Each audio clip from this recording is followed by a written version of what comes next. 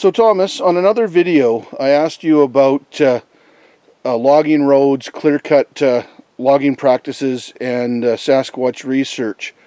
Can you refresh our memories on the story on how Jerry Crew became involved in Sasquatch research, or at least the famous cast that he did? All right. Well, that was also connected to logging because they were building the Bluff Creek Timber Access Road at the time, which was the old Forest Service road that used to run along the banks of Bluff Creek. And in 58, 57, 58, they had pushed it in so far. The first couple of years, nothing had happened. And then all of a sudden, the men started reporting things being moved, trailers or culverts turned over, barrels of diesel oil picked up and moved, and in one case, thrown into the creek. And Jerry Crew was a back blade operator or bulldozer operator, and the men used to shut down on Friday. They'd drive all the way home and come back the following Monday to continue work.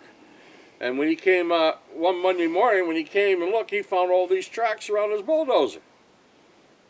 And the men immediately were all excited about it, including Mr. Wallace, who was a notorious, well, let's say, questionable character later on. But Jerry Crew went and talked to the late Bob Titmus, who ran a taxidermy shop in Eureka at the time, and it was the late Bob Titmus who showed Jerry Crew how to make a footprint casting. And said, if it happens again, cast one of the tracks. And that's exactly what he did. 2 or 3 days after that, the footprints appeared again. He cast one of them.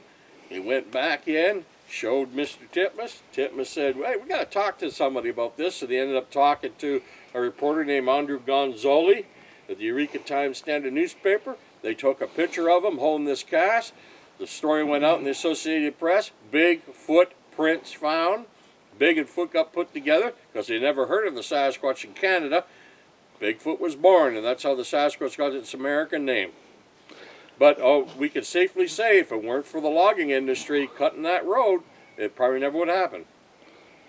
Well, Thomas, that brings us up to the next question.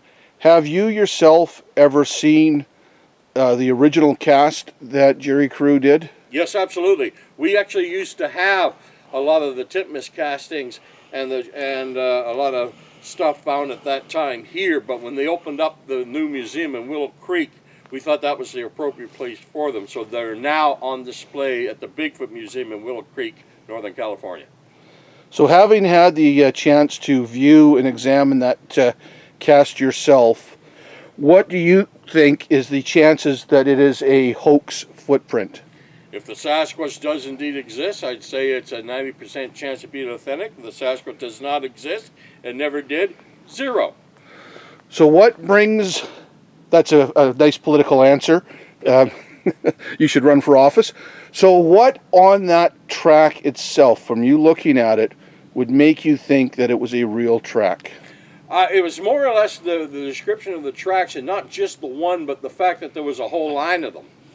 And there was all kinds of variance between track to track to track. There was indications of toe movement, different pressure points, etc., etc.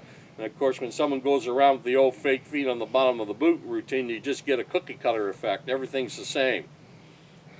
Okay, so just to recap that, with a fake print like Wallace's family claimed that Wallace used, if you were to use that in order to fake a track with variance in it, you would have to have multiple fake feet and be somehow change them between steps. Is that correct? That is correct.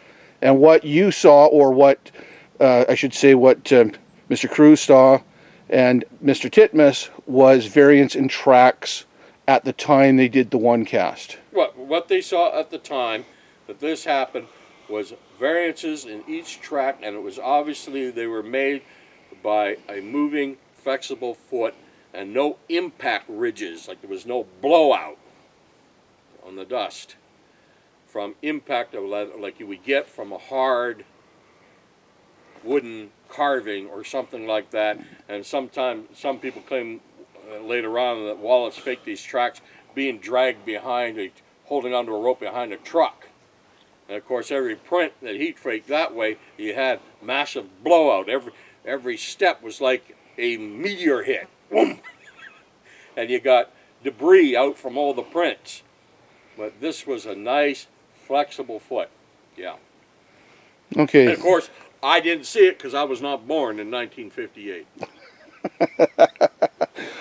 Some of us believe you were always here, Thomas. Yes. Thank you.